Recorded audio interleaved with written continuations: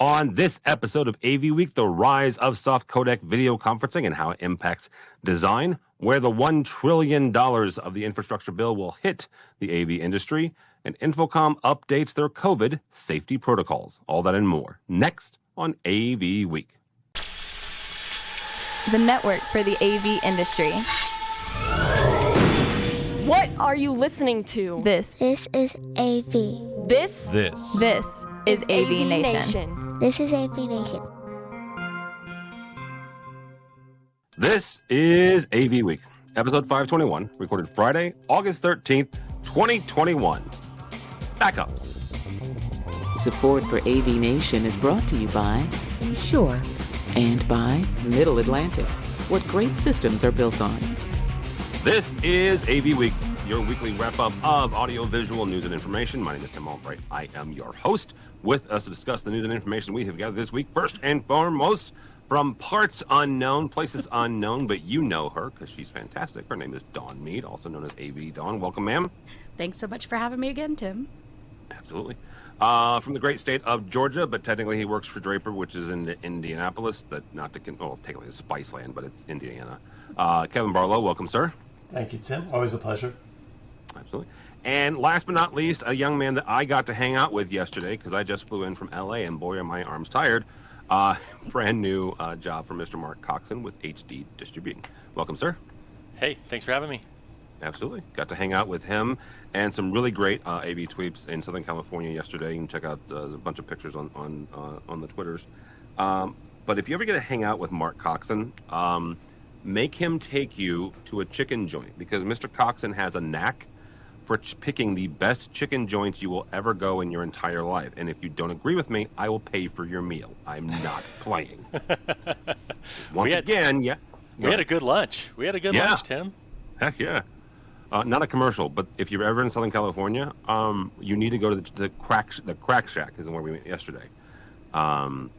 Literally the best hot chicken sandwich I have ever had in my life. And you can throw Popeyes at me. You can throw Chick-fil-A at me. You can throw Wendy's and whichever one. Jack in the Box has a good one, but no, that was fantastic, dude. So yeah, it was a good time. Our first story comes to us from our friends over at AV Network and SCN. InfoComm has updated their COVID safety recommendations. Anyone attending the event October 22nd through the 29th, that's the education, the show itself is the 27th through the 29th, will need to wear a mask. This is regardless of vaccination. And also social distancing now back to 6 feet. Dave Lebuskas, AVIXA CEO, also said in the statement that the association is evaluating on-site testing and vaccine validation. That's the AVIXA side and the InfoComm side.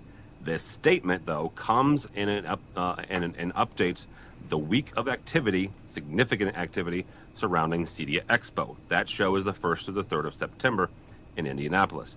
The residential show has lost Snap One, Savant, and other major companies have pulled out of that show, citing COVID concerns. Don, we'll start with you on this. You are the end user of this panel. Not end user, but you're an AV user. You're an AV technologist, but inside a corporation. What will make you go or not go to InfoComm, or if you were going to CEDIA or any other sort of trade show? Well, at the moment, my boss and I are going to InfoComm because we're teaching classes. However, if you're not a class goer, and even that, we're at the whims of our own corporate hierarchy as to travel restrictions and that sort of thing. Here in our undisclosed location in the greater Mid-Atlantic region, we're back to wearing masks in our own buildings, in our own offices all the time. Whereas if you were vaccinated a few weeks ago, we could be mask free. But the map is steadily creeping red, and that means bad things for everybody. So we're back there. We're waiting to see if they'll let us keep coming into the office, which, I'm not in the office today, but normally I am this week, or if we're going to be working from home again. So once those decisions get made, they've already put a halt of people returning to the office. So if they make the decision that we're going to go back home again for the long haul, at least those that are able, it's also incredibly likely they'll be putting a halt on all travel again. because it was only a couple months ago that they finally said, okay, you can travel so long as you're vaccinated, so long as, all these things happen. So, we have demands outside of our own industry or needs that are dictating to us what we can and cannot do. Now, as for the technology side of it, for the past year and a half, I, along with everybody watching and listening, we've been attending these little virtual trade shows. We get the basic info, we get looks at the spec sheets, we get to virtually network with our friends. I know I was looking very much forward to going to Orlando. I'm still looking very much forward to going to Orlando and seeing everyone in person, even if those hugs suddenly go back to Wakanda Forever kind of virtual hugs from 6 feet away. But, I think it's going to come down to who's there. We can justify spending the money on the company's dime to go down to Orlando or out to Vegas when we have a return on the investment in the terms of being able to see a lot of manufacturers, being able to talk to a lot of contacts, be they integrators or manufacturers or even other end users that we may partner with, competimates, as we say in the DC parlance. Those sorts of things are really important. And if people are starting to drop or not show up, that value to my company becomes less. And so even if they do permit us to still travel, they may not be as willing to front the money for myself, my boss, and at least one of my coworkers to go and spend a week there. So we're all kind of up in the air at this point, much like the show itself, I'm sure. Kevin, I'll bring you in on this because, Don mentioned the ROI part, and Draper is exhibiting at CEDIA, exhibiting it at InfoComm. They're a sponsor of AVNation. What is the ROI when it comes to shows? Dawn as a technology manager, right? She has one ROI. She just mentioned it. There has to be manufacturers there that they can go to and talk to. From your standpoint, and from a manufacturer standpoint, Mark, I'm going to ask you kind of a similar question here, just from the distribution side. What is the ROI when it comes to a show like this? How many people needs to be there for it to make sense, both from the cost of the exhibit space and the expense of sending people? Mm-hmm. All great questions, and agree with everything Don said from the end user perspective. I think historically, and I don't have the exact numbers in front of me, but I've seen them. I think that it's typically a 2-to-1 ratio, or maybe 2.5-to-1 ratio between exhibitors and attendees. Meaning that in 2019, for every one exhibitor, there were 2 to 2.5 non-exhibitors at the event, roughly. And if we're able to reach that strictly from an ROI perspective, if we're able to keep that ratio, it's going to be challenging, I think, but that would be worthwhile. Now, Draper, just speaking for one manufacturer, we're all in for both events. We're doing everything as if they're going to happen. We will be there unless the plug gets pulled by management, not our management, but show management. And we're doing everything we can to help inspire and motivate other companies to do that as well. I see that there's two sides to this whole topic. There's the corporate side, which is largely driven for big companies, it's driven by lawyers, right? Trying to protect the corporation from lawsuits. Then there's the personal side, individuals deciding, is it safe for me? Do I want to go? Is there enough? Is it worthwhile? Or is there too much risk? All of that. Even over the past 11 months, I started traveling again mid-September. So I've been traveling for about 11 months and been on over 24 trips all over the country. And I know a number of other people who have. I also know a number of people, partners, customers, dealers, who are just starting to travel now and then putting the brakes on it, 30 days in. A lot of that's driven by corporate mandates, as Dawn mentioned. And a lot of it's driven by people's comfort level, whether they feel it's safe to travel or not. So for InfoComm specifically, CEDIA is right around the corner. I don't think, if someone's going to drop out of CEDIA, they're making the decision today or Monday. But for InfoComm, my hope is that the Delta, not the airline, Delta becomes kind of a blip, that it goes away as fast as it came, and that people don't get too panicked, that they don't make cancellation decisions in the next week because of the domino effect. I was on a call just this morning with Rochelle talking about all the things that they're doing to make sure that it's safe and secure, all the protocols. And because I've been traveling for so long, going to talk to people 6 feet away or with a mask is no big deal. I did that for 9 of the last 11 months. Yeah. For people who haven't been out, it might be a little bit awkward or difficult, but I think there's enough value in that face-to-face interaction. Going to find a chicken joint in Orlando, with Mark, that's something new I'm adding to my calendar. and you should. Yes. Rochelle there, being Rochelle Richardson, of course, Vice President of Expositions for Avixa, incredible person to talk to if you get a chance. Mark, besides chicken joints in Orlando, where does this look like? Same thing. What does ROI look like for you? You are teaching at InfoComm, along with our buddy Chris Netto and Camille Birch.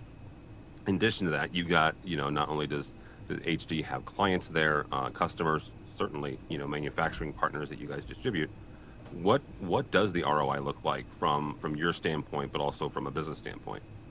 Yeah, I think Don and Kevin have covered a lot of great points, so I don't want to go over those too much. But for us as a distributor, number one, yeah, you're right. I'm teaching a course on personal branding, and then I'm also moderating a panel on large format displays, whether it be projection video walls and LEDs. So I have a couple tasks to do while I'm there, and that'll bring me there regardless if the show's on or not.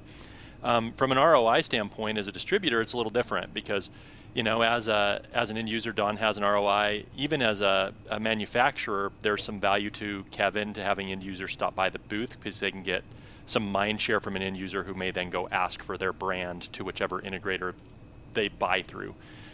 As a distributor, we're kind of on the back end a little bit. So I don't believe, and Don could correct me if I'm wrong, but I don't believe an end user ever goes to their integrator and goes buy through this distributor, right? They just want the product at the best price in the time frame. And so mindshare with end users is probably not as big of a deal for us as a distributor, but we do need to see our integration partners. And it's good for us to show support of the brands that we distribute. So, we're there for our manufacturer partners that we distribute their products, and we're there for our integrator partners to let them know that we have those products and can help them with a lot of the things that are going on through COVID, besides, all this distancing and thinking about personal protection and all that is the other, the supply chain thing. And so, companies that have stock are adding value. And so for us, that's the ROI. Who can we get in front of there at the show that we can help kind of deliver product through the end of the year. On a personal note, I think it's smart that InfoComm said they're going to do masks inside. Went to a show in Vegas at Cavlo. Vegas is wide open. Cavlo required masks inside. I don't think it was an issue. It seemed to be an easy way to do it. It doesn't divide people. It doesn't become political. It's just like, hey, here's one rule for everybody. Let's all be safe and have a good time. And I think that's a smart thing on their part. So I don't see a problem with that, but I have heard a lot of people, second guessing the show, especially international contingent, Canadians that are afraid they might not be able to get back home or things like that. And so I think there are a lot of personal considerations that are going to happen. Yeah, and that part, and I've talked with a number of the Canadian friends as well. There are ways you can get in, especially if it's for business. There are some international though that are not. Meaning, yes, Canada's international, but there's a shared border. Meaning this, when I say international, we're talking about outside of the waters here, right? Like anything over across the pond. There are some issues with some of those folks getting in. So it'll be interesting. It's very certainly interesting to watch. Next story comes to us from My Tech Decisions. The U.S. Senate has passed a $1 trillion infrastructure bill. Pause. This is not a political conversation. Okay? Don't care. It's passed. There we go. All right. Part of this, though, you got $1.9 billion slated for cybersecurity. Other parts of this that are going to be impacted and allocated funds for high-speed internet, power infrastructure, roads and bridges, also electric vehicle technology. Kevin, we'll start with you on this. What areas of AV do you see this bill impacting the most directly when it comes to the $1 trillion that they're doling out? I think, and I haven't followed the news feeds on it, so I don't know what the media has portrayed this at. I'm not talking the political. I'm talking about where the money's going to go. But I think one of the biggest areas is cybersecurity for our infrastructure. In other words, the technologies needed to protect everything that's connected to the internet.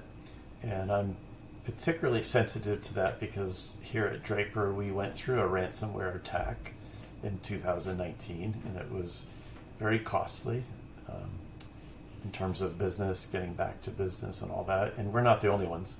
Multiple other companies in the AV industry that have been hit in the last couple of years.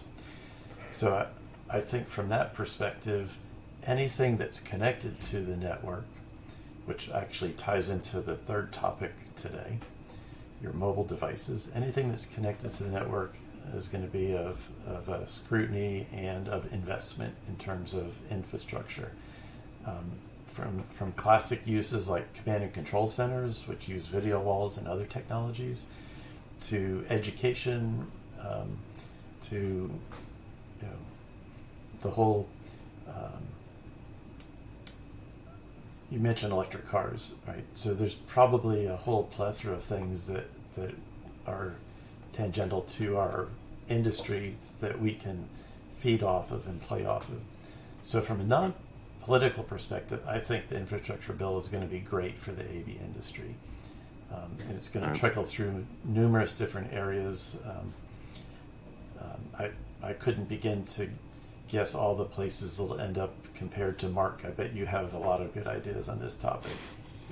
Tag. Mr. Coxon? Wow.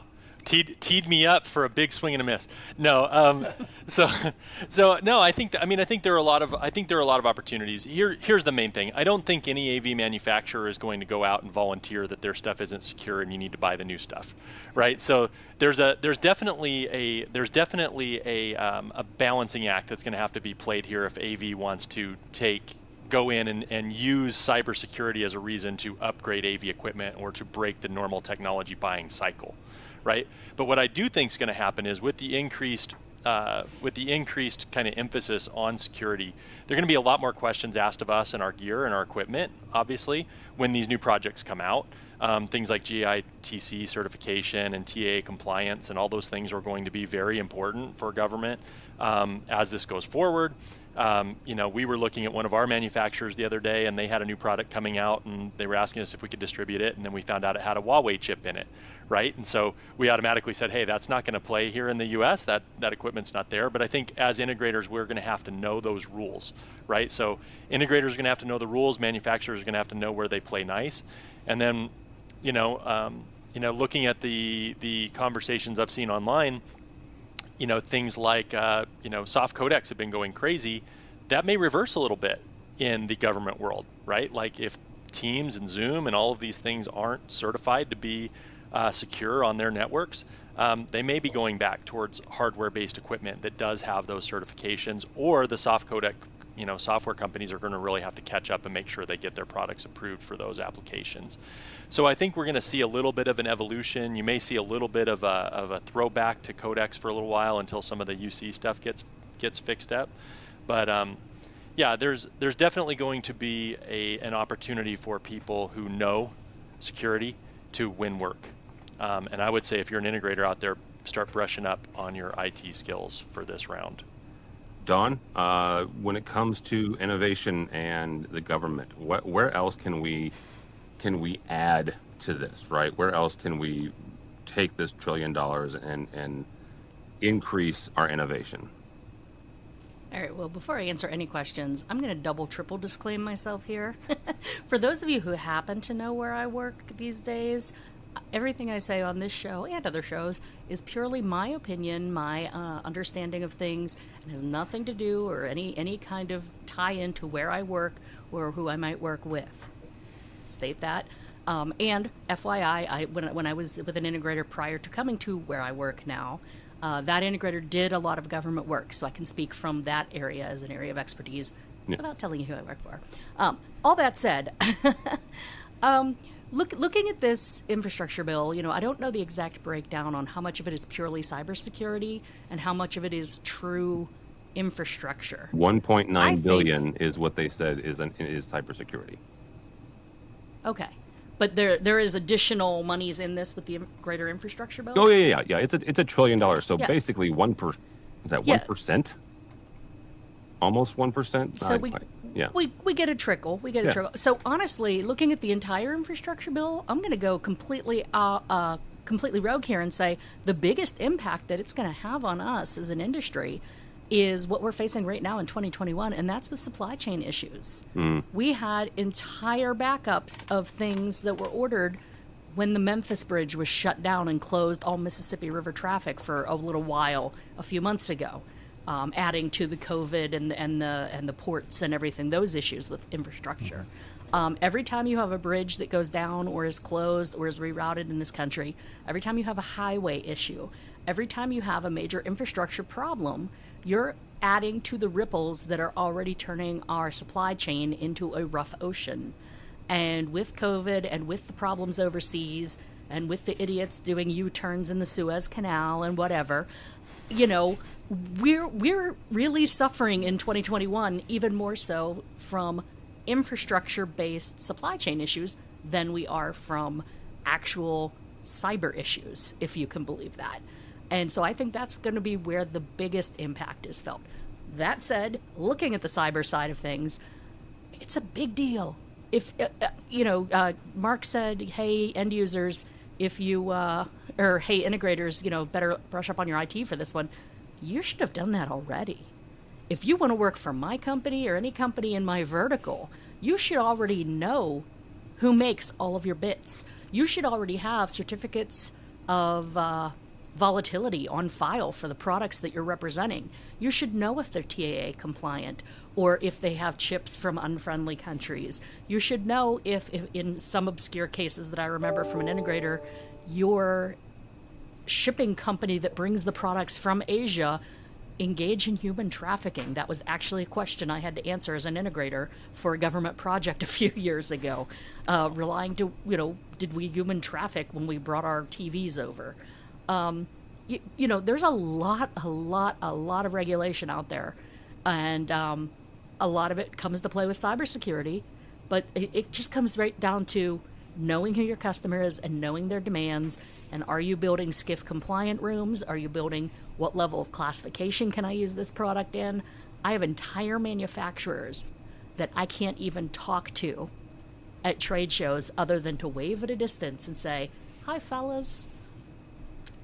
Tim knows this story because I was just barely divorced at the time, but a couple years ago at InfoComm, when I still worked for an integrator, I was very sad that I had to walk away from an entire booth of 6-foot-plus beautiful men who had a fantastic-looking video conferencing product because my integrator at the time did a lot of government work and their video conferencing equipment was built in Moscow.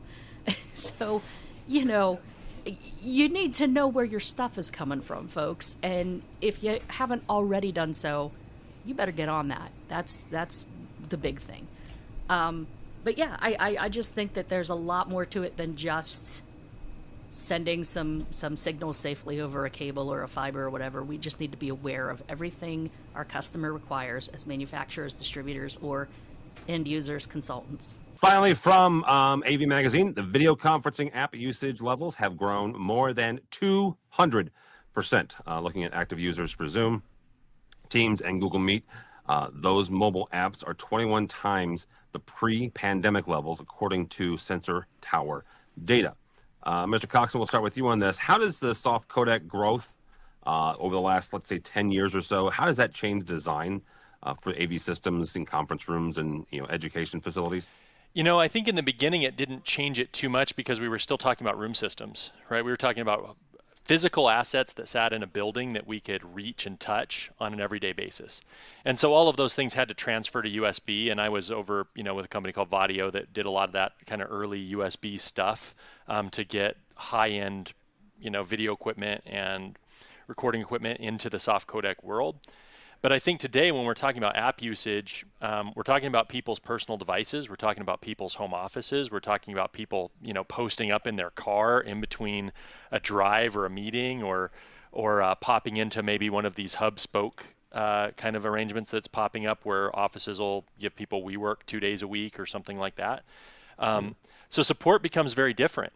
And I think, from a corporate standpoint, what we, companies are starting to see that it makes sense to I guess, create standards around what this at-home remote office equipment is. So I think that's number one is there's a big opportunity or a big need to standardize that type of equipment so that we're supporting 1, 2, 3 cameras instead of 100 different cameras based on what was on sale on Amazon, that day.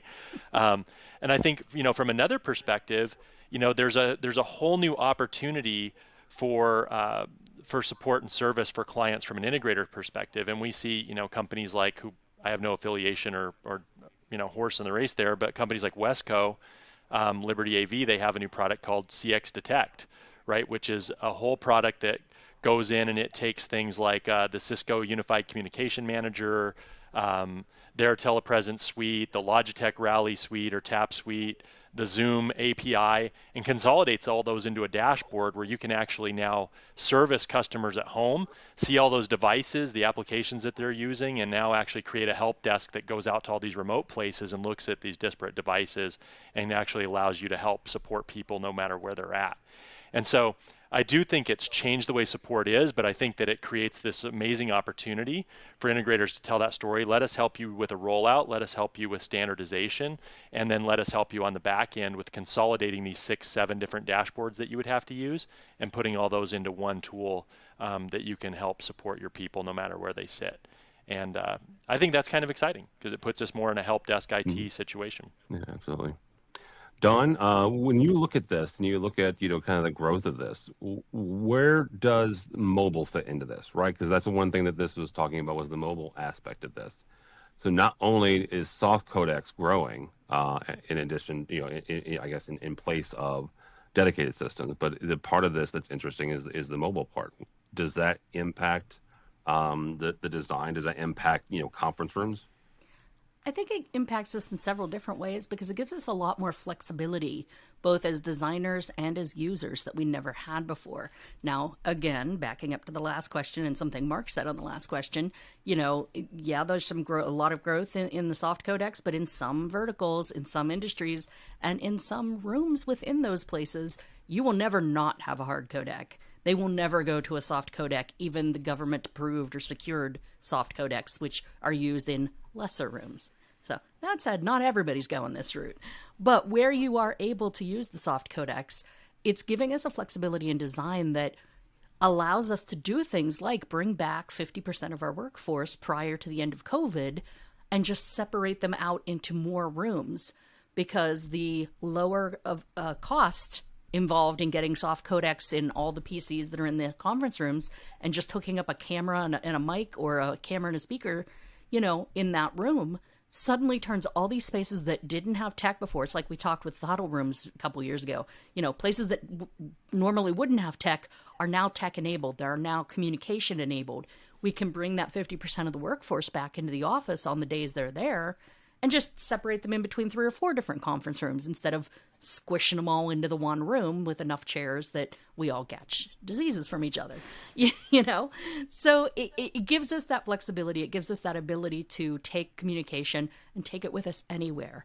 And I am the first to admit there are times that I'm working at home or that I'm on a trip or I'm going from one client site to another, within my company that I've sat in on some, in my case, non-work related, but industry related conference calls. I've sat in on some AVWeek, CI, AV magazine, insert, webinar here, meetings on my phone in the car in a parking lot, or having it play in the background while I'm driving and just listening to it. And it gives me the ability to take part in so much more that I couldn't have taken part in before. So I think that's where the real value is. And that's where we're going to see a lot of growth with it, even in companies and in verticals where there's always going to be a place for a hard codec. All right. Mr. Barlow? Dawn mentioned the fact that there is a place for hard codec.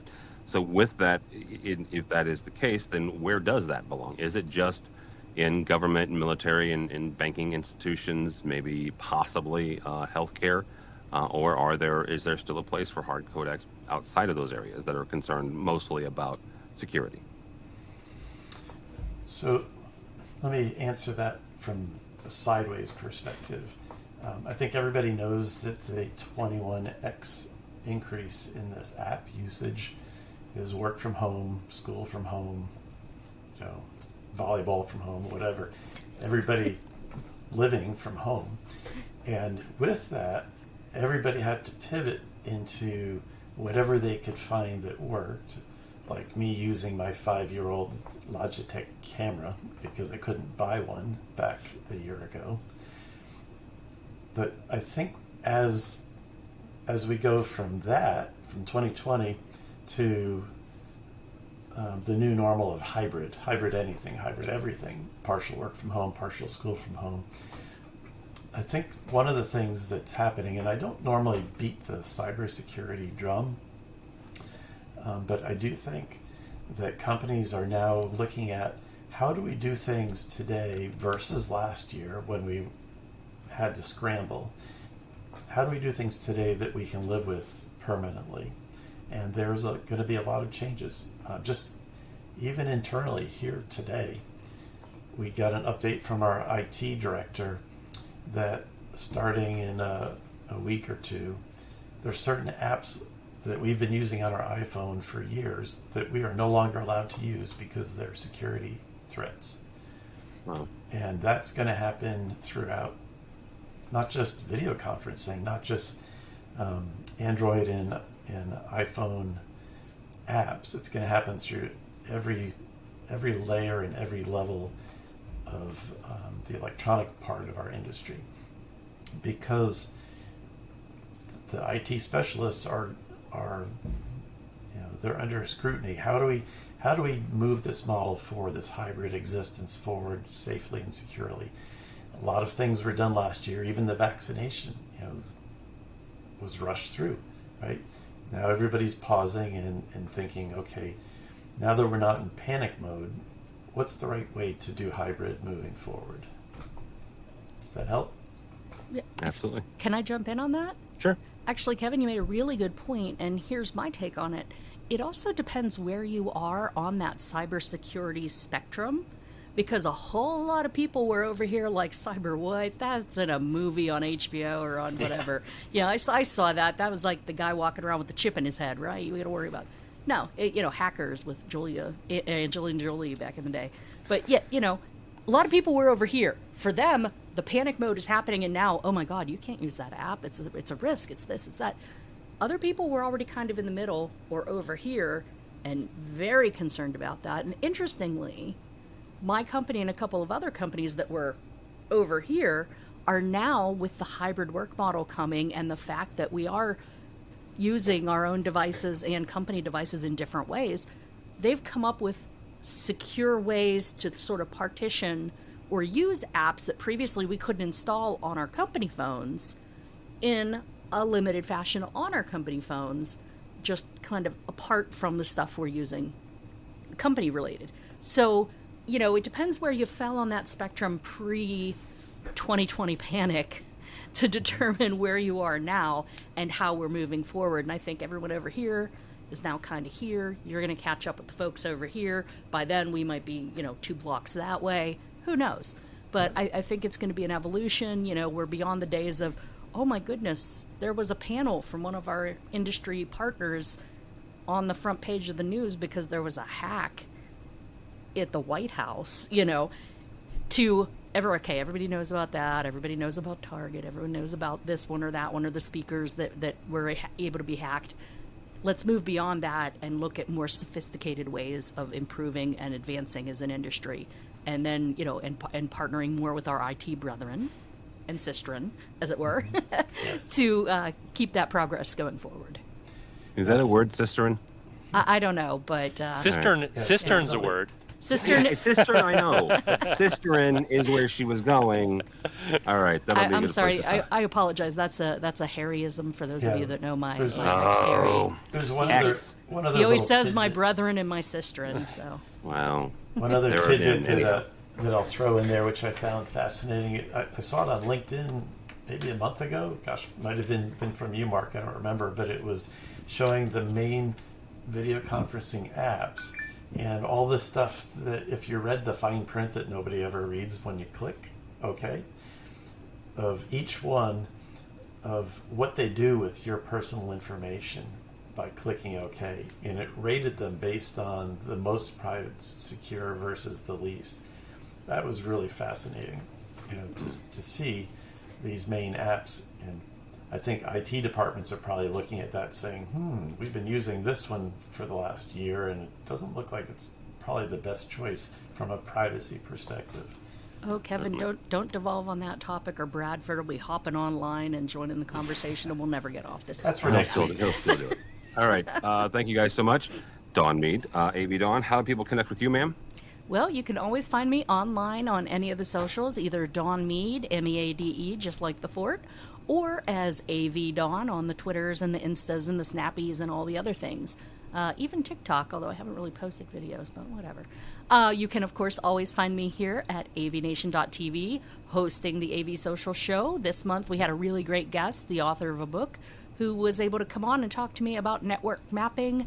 No, not that kind. So check out that podcast and some of my other older shows.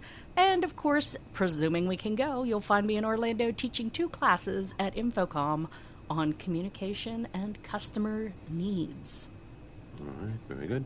Mr. Barlow, thank you, sir. How do people connect with you or Draper? Well, I'd say first, come to Indianapolis in 2 weeks and visit me in our booth at CEDIA Expo, or in Orlando in October. Social easiest is to find me on LinkedIn, Kevin C. Barlow, and Draper is draperinc.com.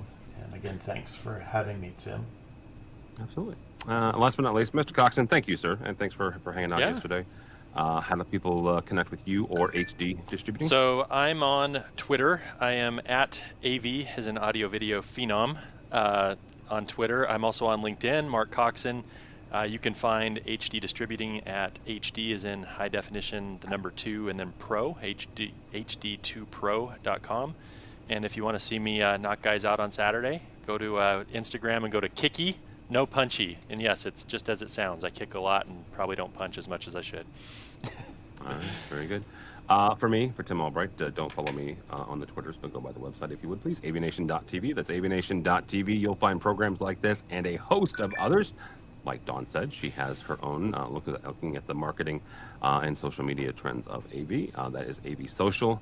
Also, our buddy Matt Scott hosts his own weekly show looking at the residential side, the CEDIA side of the industry. He will be covering this in depth, the cancellations that we've had to date, and I will almost guarantee you we're recording this at darn near 1 o'clock Central on Friday. There'll be some more between now and Monday when he records, so check that out. Also, check out our sponsors, folks like Draper. We appreciate their support for AVNation. We've got 2 brand new pages that I want you to look at this week. One is all about CEDIA Expo. If you're going, check it out, cedia.avnation.tv/CEDIA-Expo-21. Coverage is sponsored by Crestron, so we thank them. We're actually having a tweet up with our buddy David Danto and Chris Netto on Wednesday, September 1st. From 4 to 5 o'clock, you can register for that and check out all of our coverage of CEDIA. And also, we've got two currently get-togethers for InfoComm, because we're still all in. So you can go to avnation.tv/InfoComm-2021. You can sign up for the AV users Fuse Party. That's October 26th, basically InfoComm Eve. And then the tweet up, the annual tweet up, is October 27th from 4 to 6 o'clock at the Orange County Convention Center. So all of that and more at avnation.tv. It's avnation.tv. Thanks so much for listening. Thank you so much for watching. That's all the time we have for AV Week.